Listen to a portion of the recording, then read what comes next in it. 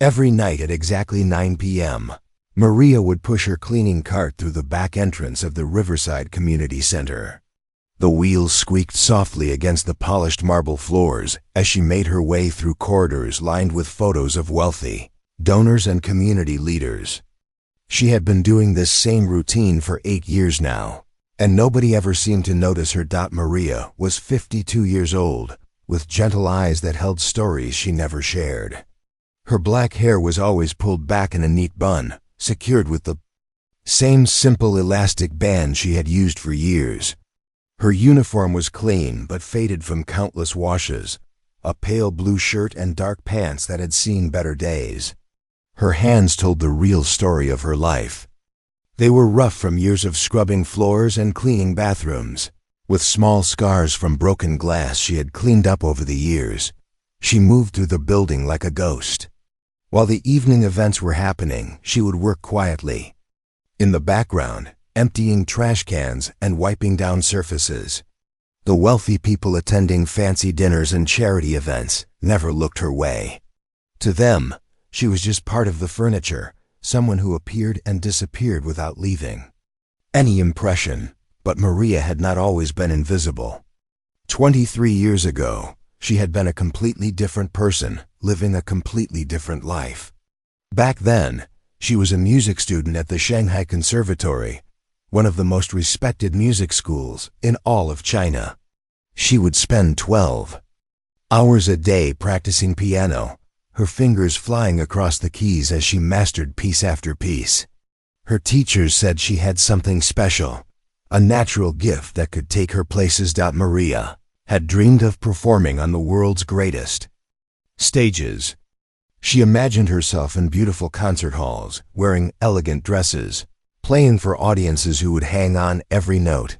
She had even been accepted to continue her studies in New York, with a scholarship that would have paid for everything. Her future seemed bright and full of possibilities. Then life happened the way it often does, quickly and without warning. Her father got sick back home in a small village outside Shanghai. The medical bills were crushing her family, and they needed money desperately. Her younger brother was still in high school, and her mother worked in a factory that barely paid enough to buy food. Maria was the only one who could help. So she made the choice that would change everything. She gave up her scholarship, left the conservatory, and came to America to work. She thought it would be temporary, maybe a year or two to help her family get back on their feet. But temporary has a way of becoming permanent when you are struggling just to survive. When Maria first arrived in the United States, she spoke very little English. She had studied it in school, but using it in real life was completely different. Simple conversations felt like climbing mountains. Getting a job was even harder. Despite her education and musical training, employers only saw a woman with broken English and no work experience in America. She started cleaning offices at night because it was one of the few jobs available to her. The work was hard and lonely, but it paid enough to send money home and keep a small apartment. She told herself it was just for a while, just until she could improve her English and find something better. But months turned into years, and years turned into decades. The hardest part was not the physical work or the long hours. It was becoming invisible. In China, she had been somebody, a talented student with a bright future. Here, she was nobody.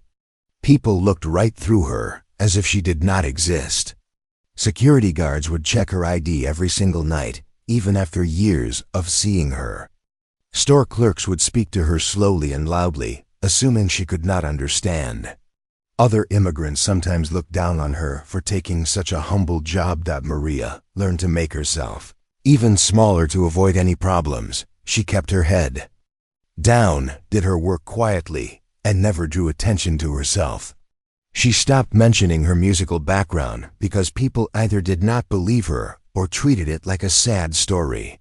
It was easier to let them think she had always been just a cleaning lady. At the Riverside Community Center, the contrast was especially painful. This was where the city's most successful people came to network and socialize. Businessmen in expensive suits would talk loudly about their latest deals. Women in designer dresses would discuss their charity work and vacation plans. The building itself was beautiful, with high ceilings, crystal chandeliers, and artwork that cost more than Maria made in a year. Every evening, she would clean the main ballroom where events took place. The room had a magnificent grand piano, a black Steinway that probably cost more than a house. Sometimes when the room was empty and she was sure nobody was around, Maria would stop her cleaning and just look at it.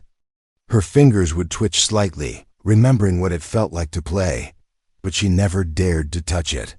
That piano belonged to a world she was no longer part of. The people who used this building lived in a completely different reality. They worried about which private school to send their children to, while Maria sent every extra dollar to help pay for her nephew's basic education. They complained about their house cleaners not doing a good enough job, while Maria scrubbed their bathrooms and emptied their trash without a single word of thanks. Most nights, Maria would finish her work around 2 a.m. and take the bus home to her small studio apartment. The building was old and the walls were thin, so she could hear her neighbors' televisions and conversations. She would heat up a simple dinner and sit at her tiny kitchen table, eating in silence. Before bed, she would call her family in China when the time difference worked out right. She would ask about her father's health and her brother's job, always making sure they were okay. Sometimes, very late at night when she could not sleep, Maria would sit by her window and remember her old life. She would think about the music room at the conservatory with its perfect acoustics and the smell of wood polish on the piano benches. She would remember the feeling of losing herself completely in a beautiful piece of music, when nothing else in the world mattered except the notes flowing from her fingers, but those memories felt like they belonged to someone else now. That confident young woman who believed she could conquer the world through music seemed like a character from a book she had read long ago. Now she was just Maria the cleaning lady, pushing her squeaky cart through empty hallways, invisible to everyone around her. She had built walls around that part of herself, burying her musical dreams so deep that sometimes she almost forgot they had ever existed. It was safer that way. Dreams hurt too much when you could not reach them. It was better to focus on what was real, the work that needed to be done, the money that needed to be sent home, the simple goal of getting through each day. Maria had no way of knowing that in just a few weeks, everything would change. One evening would shatter the walls she had built around herself and force her to confront the artist she had buried. But tonight, like every other night for the past 8 years, she was just the invisible woman with the squeaky cart moving through a world that had forgotten she existed at all. The evening of March 15th started like any other for Maria. She arrived at the Riverside Community Center at her usual time, but tonight felt different.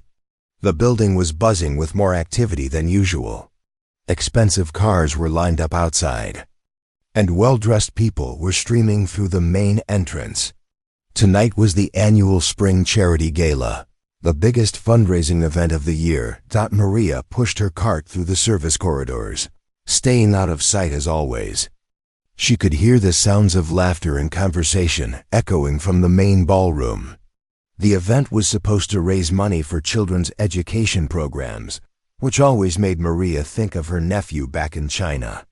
These people would spend more on wine tonight than most families made in a year, but at least some of it would help kids who needed it. The ballroom looked spectacular. Crystal chandeliers cast warm light over tables covered in white linen and decorated with fresh flowers. The women wore designer gowns that probably cost more than Maria made it in 6 months, and the men looked comfortable in their expensive suits. Everyone seemed to know each other, greeting friends with air kisses and hearty handshakes. At exactly 8:30 p.m., disaster struck.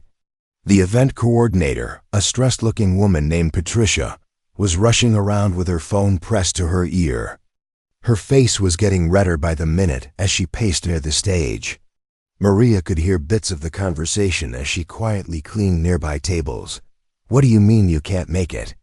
Patricia was saying into her phone. "You were supposed to be here an hour ago. The guests are already asking about the entertainment." There was a pause, then Patricia's voice got even more panicked. "Food poisoning, tonight of all nights?" The hired pianist had gotten sick and couldn't perform.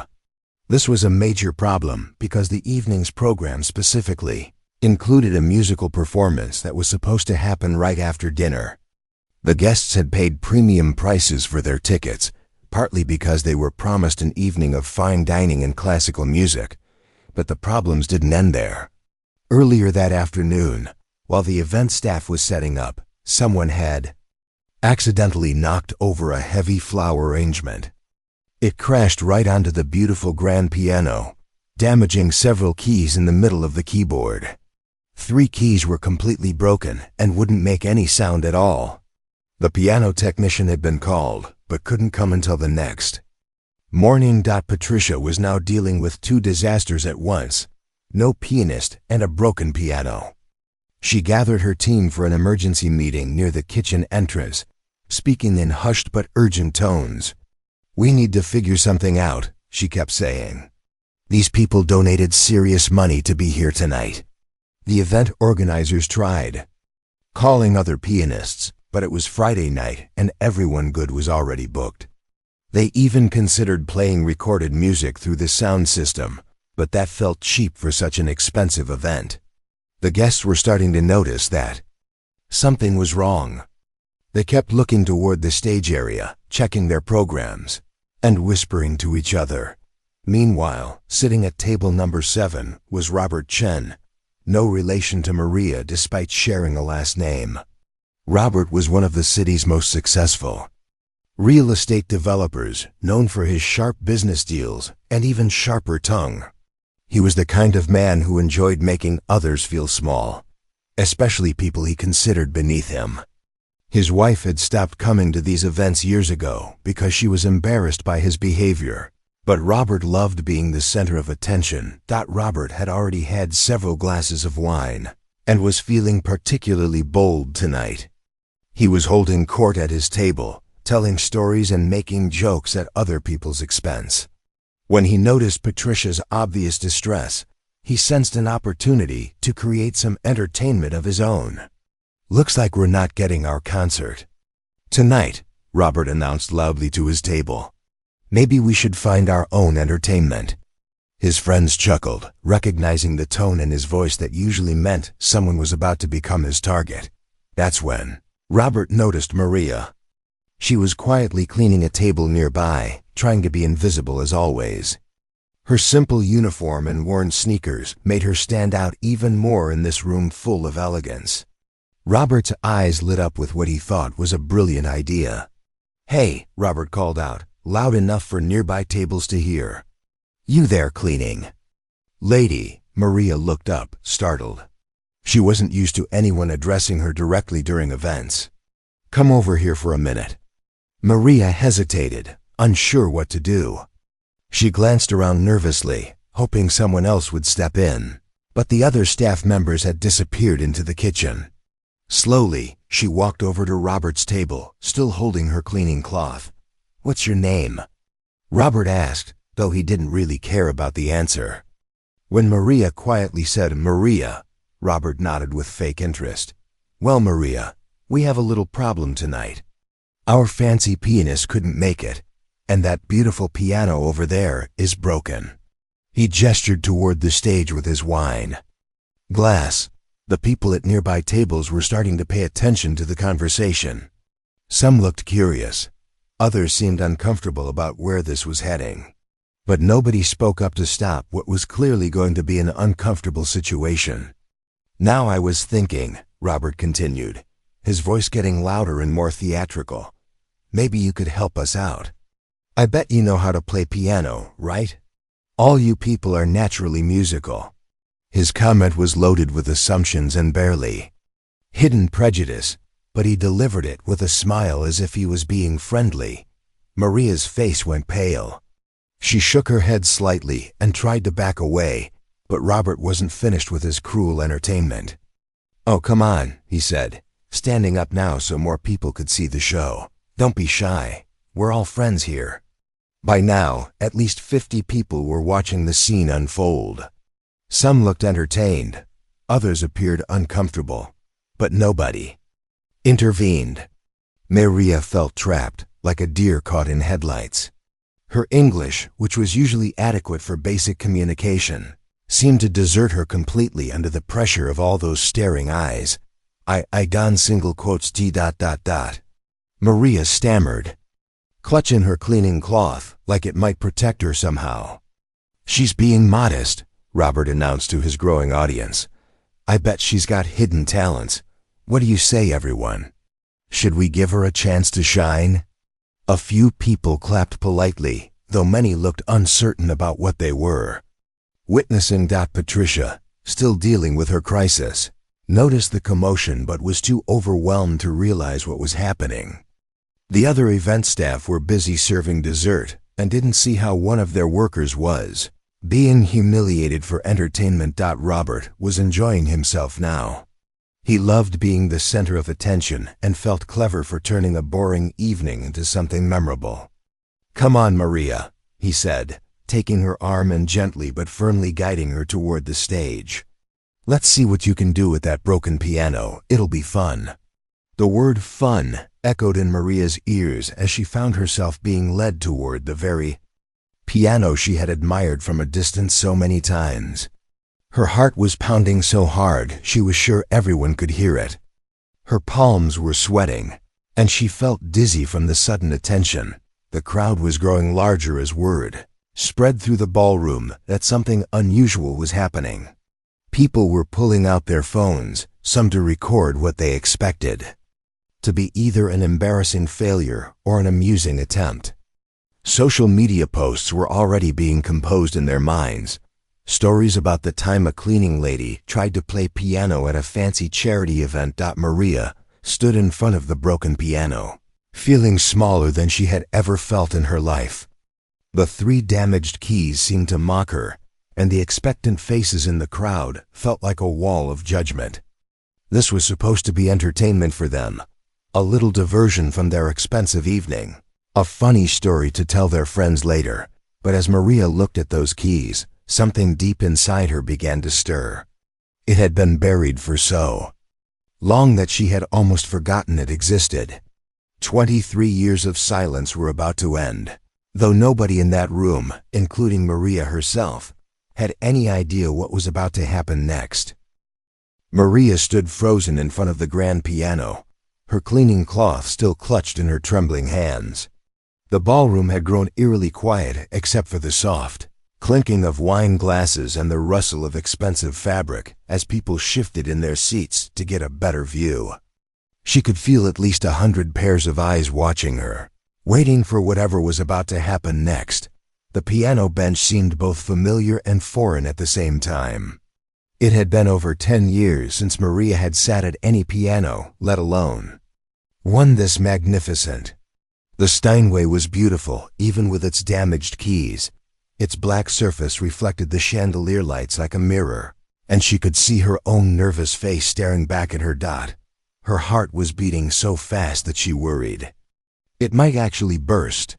The simple blue uniform she wore felt even more out of place now that she was standing on the small stage area. Everyone else in the room was dressed in their finest clothes, and here she was in her work clothes, with her hair in the same plain bun she wore every day. Robert was still standing nearby, grinning widely as if he had just created the most entertaining show in the world. "Go ahead," he encouraged loudly, gesturing toward the piano bench. "Don't be shy now. We're all waiting." Some of his friends chuckled, and Maria could hear whispered conversations from various tables. "This should be interesting," someone said.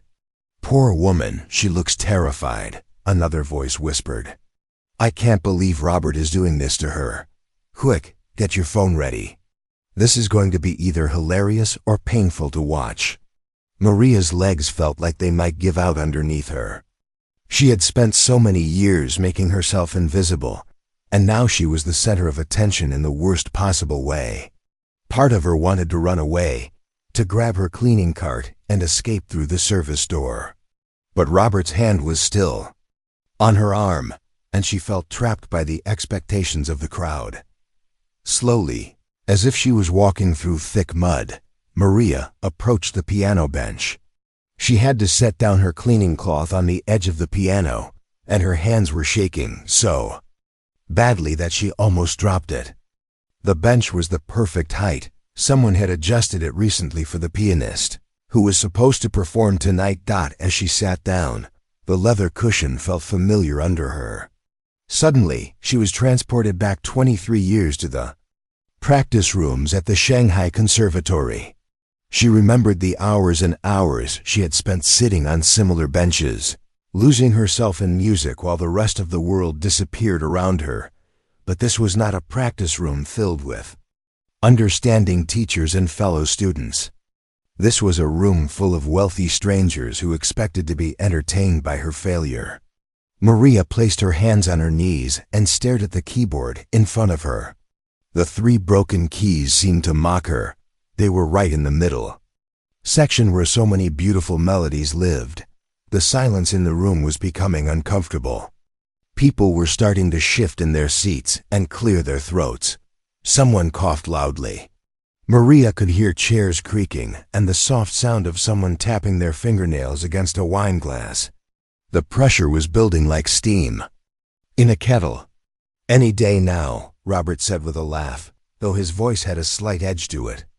He was starting to realize that his joke might fall flat if Maria just sat there without doing anything. "Just play whatever you know. We're not expecting Carnegie Hall here." That comment stung more than Robert could have known.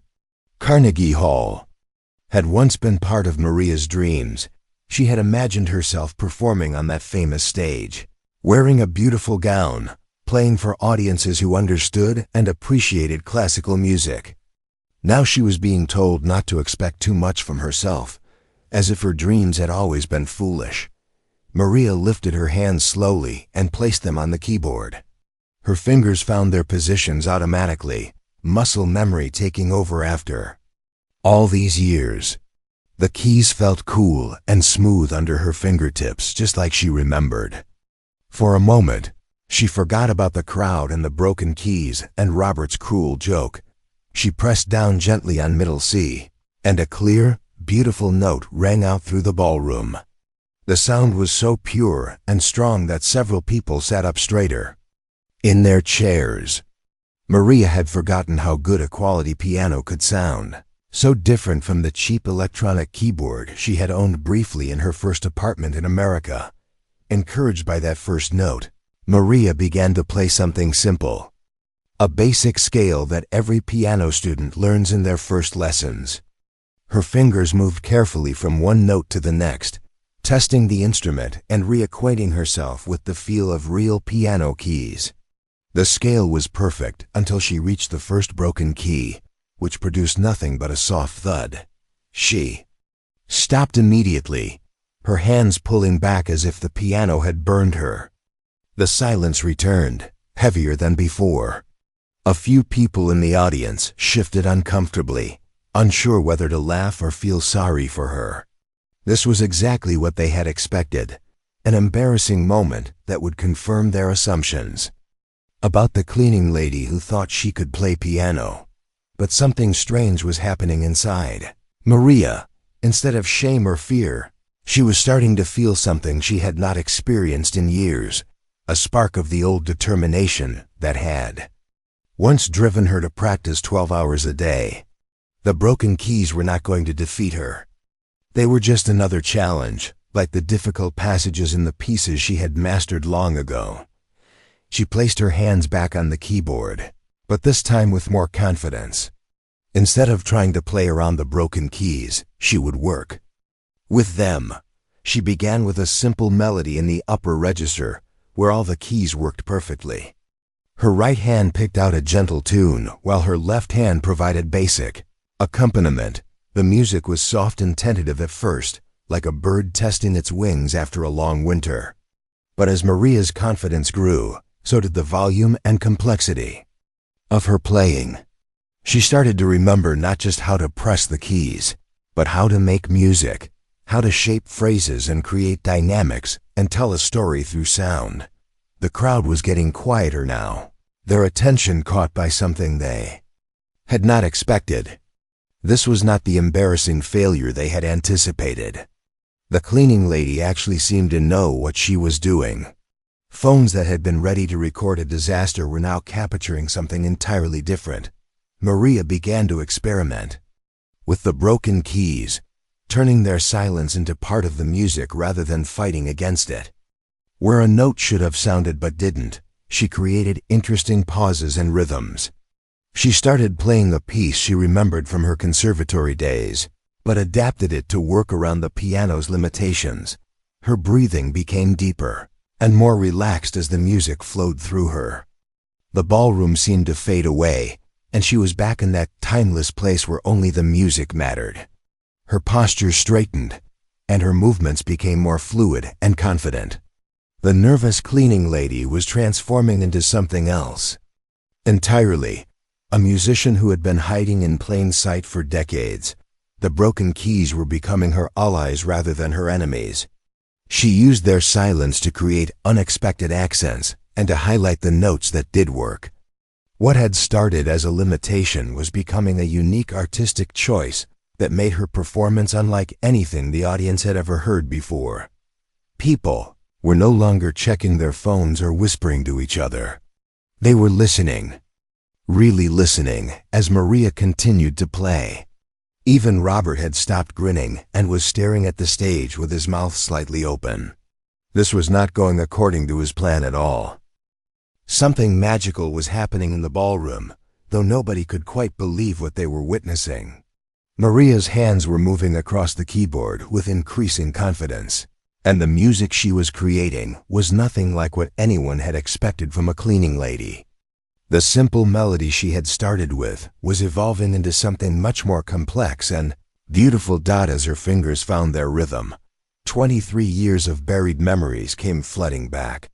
She remembered her first piano teacher, Mrs. Wang, who had noticed her talent when she was just 7 years old. She remembered the countless hours of practice, the competitions she had won, and the dreams she had carried with her across the ocean to America. All of it was still there, locked away in her muscle memory and her heart.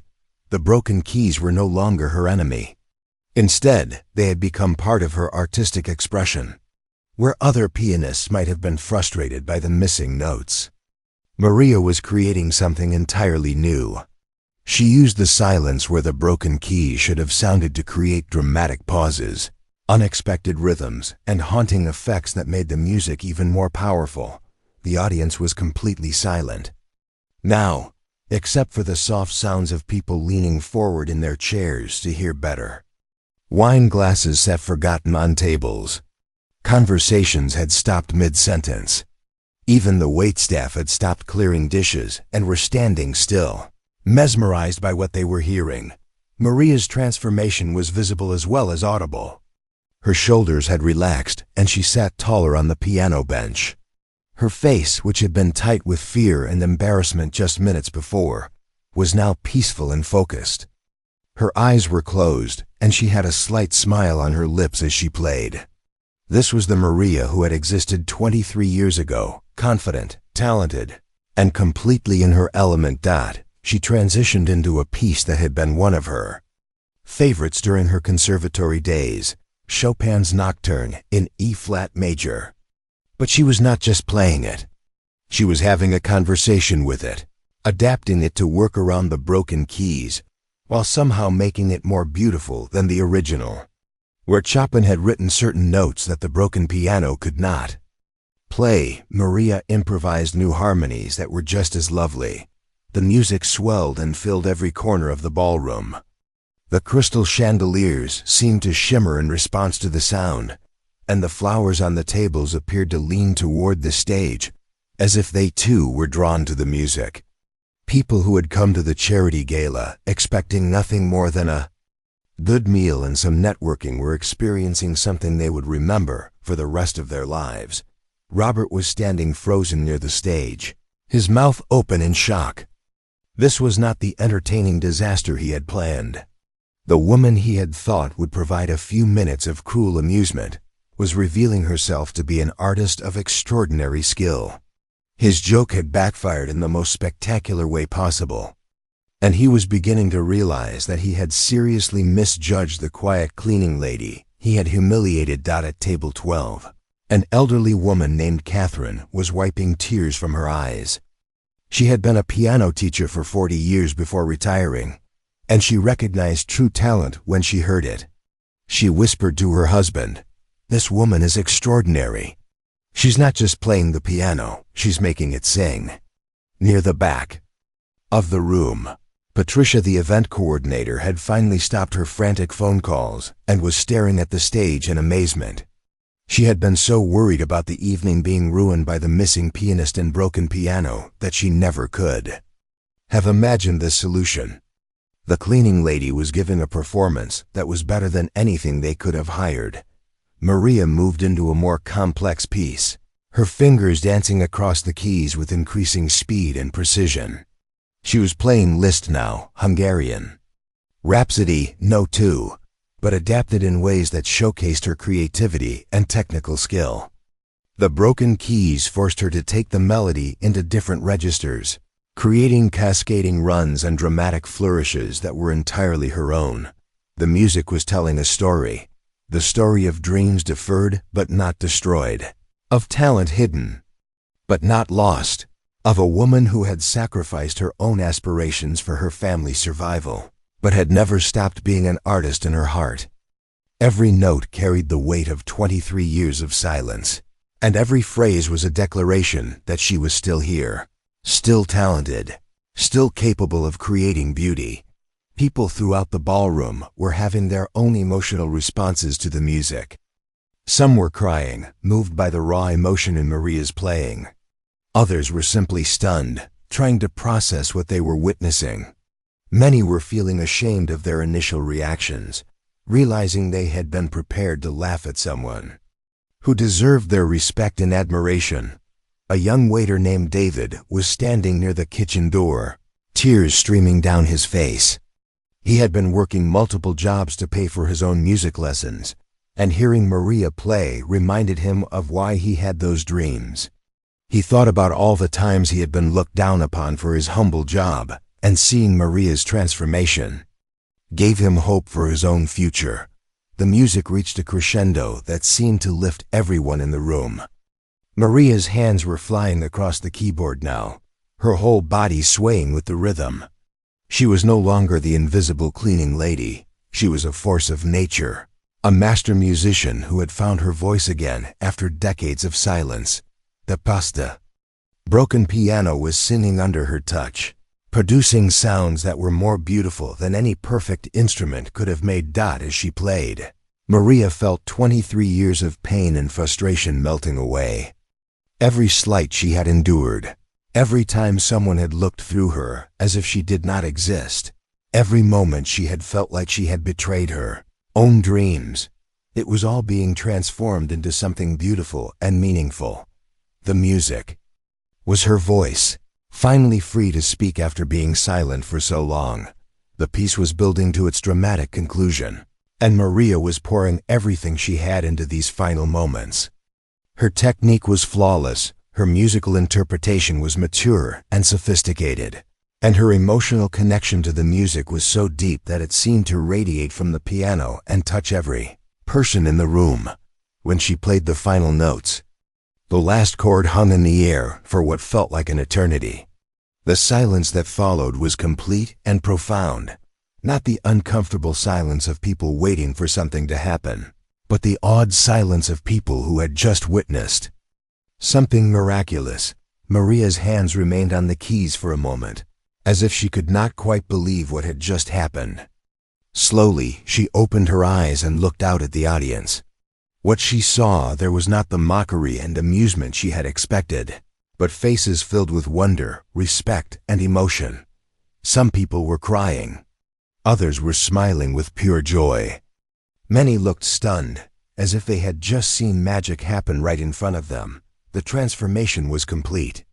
The invisible cleaning lady had revealed herself to be a master artist, and nothing would ever be the same again. The silence in the ballroom stretched on for what felt like forever. Maria sat at the piano bench, her hands still resting on the keys, hardly believing what had just happened. She had poured 23 years of hidden dreams into those final notes, and now she felt empty and full at the same time, drained from the emotional release, but also more alive than she had felt in decades. Then, from somewhere in the back of the room, someone started clapping. It was slow at first, deliberate, like the person was still processing what they had heard.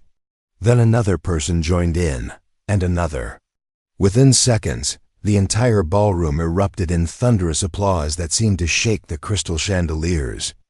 Overhead, people were not just clapping, they were standing, shouting, wiping tears from their eyes. The applause went on, wave after wave of appreciation that seemed to have no end. Some guests were calling out, "Bravo!" and "Incredible!" Others were simply staring at Maria with their mouths open, still trying to understand how the quiet cleaning lady had just delivered one of the most moving musical performances they had ever witnessed. Maria stood up slowly from the piano bench, her legs still shaky from the adrenaline and emotion. She looked out at the sea of faces. The same people who had been ready to laugh at her just minutes before were now giving her a standing ovation. She did not know what to do with her hands or where to look. This kind of recognition was something she had dreamed of as a young woman, but she had never imagined it would happen like this. Robert was standing closest to the stage, and his face had gone completely white. The cruel joke he had orchestrated had turned into something that made him look like a fool. He was realizing that he had just publicly humiliated himself by trying to humiliate someone who was far more talented than anyone in the room, including himself. Several people near him were giving him disgusted looks, clearly upset by his behavior. The applause continued for almost 5 full minutes. People were reluctant to stop clapping because they sensed they had witnessed something truly special, not just a beautiful performance, but a moment of human triumph that they would talk about for years to come. Finally, the clapping began to fade, but the energy in the room remained electric. As soon as the applause died down, people started moving toward the stage. A well-dressed woman in her 60s was the first to reach Maria. Her eyes were red from crying, and she took Maria's hands in hers. "My dear," the woman said, her voice shaking with emotion, "that was the most beautiful thing I have ever heard. You are extraordinarily gifted." The woman introduced herself as Catherine Williams, a retired music professor from the local university. "I have been teaching piano for over 40 years, and I have never heard anyone adapt to a broken instrument with such creativity and skill." More people crowded around, all wanting to speak with Maria. A tall man in an expensive suit pushed through the crowd and handed her his business card. "I'm James Peterson," he said. "I run the booking for the Symphony Hall downtown. We need to talk. I want to offer you a performance opportunity." Behind him was a woman with short gray hair who looked equally excited. "I'm Linda Chun from the Community Arts Foundation," she said. "We provide grants to help talented artists pursue their dreams. I think we need to have a conversation very soon." Patricia, the event coordinator, finally made her way to the stage. Her earlier panic had been replaced by pure amazement. "Maria," she said, "I had no idea. Why didn't you ever tell anyone you could play like that?" Maria shook her head, still overwhelmed by everything that was happening. "I have not played in so long," she managed to say in her accented English. "I thought maybe I had forgotten." "Everything? Forgotten?" Catherine laughed. "My dear, you could never forget talent like that. It's part of who you are." Meanwhile, people throughout the ballroom were pulling out their phones and sharing what had just happened. Videos of Maria's performance were already being uploaded to social media, with captions like, "You won't believe what happened at this charity gala," and "Cleaning lady turns out to be piano genius." The story was spreading beyond the ballroom. Even as Maria stood there, still trying to process what had just occurred, a young journalist who had been covering the charity event for the local newspaper was frantically taking notes and photos. She realized she had stumbled onto a much bigger story than she had expected to find. "This is going to be front-page news," she muttered to herself as she watched the crowd continue to gather around Maria. Robert had quietly slipped away from the stage area, humiliated and angry at himself. His wife, who had heard about the evening from friends, would not speak to him for days afterward. Several of his business associates had witnessed his cruel behavior, and it would affect his reputation in the community for months to come. He had learned a hard lesson about the danger of judging people based on their appearance or job title. As the evening went on, more and more people approached Maria with offers and opportunities. A music teacher offered to give her free lessons to help her get back in performance shape. A local church asked if she would consider playing for their Sunday services. A wedding planner wanted to hire her for upcoming events, but perhaps the most meaningful moment came when David, the young waiter who had been moved to tears by her performance, approached her during a quiet moment. "Miss Maria," he said shyly, "I just wanted to thank you. I'm studying music too, working these jobs to pay for lessons. Seeing what you did tonight, it gives me hope that my dreams are not impossible." Maria smiled at him, remembering her own young dreams. "Never give up," she told him. "Sometimes our dreams take longer than we expect, but if the music is truly in your heart, it will find a way out." The charity gala had raised more money than any previous year, but that was not the story people would remember. They would remember the night a cleaning lady sat down at a broken piano and reminded everyone that talent and dignity exist in the most unexpected places. Over the following weeks, Maria's life changed completely. The video of her performance went viral, being shared millions of times across different social media platforms. News stations picked up the story, and soon she was being interviewed on television and radio shows. People from around the world sent her messages of support and encouragement. She quit her cleaning job, something she had never imagined she would be able to do. With the help of the generous donations and offers she received after that night, Maria was able to rent a small studio space where she began teaching piano lessons. Her first students were children from her own neighborhood, kids whose families could not afford expensive music lessons, but who had musical dreams of their own. Catherine Williams became her mentor, helping her navigate the world of professional music performance. Within 6 months, Maria had given her first formal concert at Symphony Hall, playing to a sold-out audience that included many of the people who had witnessed her transformation that night at the charity gala. But perhaps the most important change was not in Maria's career, but in how she saw herself. She was no longer the invisible cleaning lady who had given up on her dreams. She was a musician again, an artist who had found her voice after decades of silence. The little girl who had first fallen in love with piano music in Shanghai was finally free to play again. The broken piano had been repaired shortly after that magical evening, but the management at the Riverside Community Center decided to leave 3 keys deliberately damaged. They put a small plaque next to the piano that read, "Sometimes our limitations become our greatest strengths." In memory of the night we learned not to judge others by their appearance. The piano became a symbol of hope for anyone who had ever felt invisible or forgotten.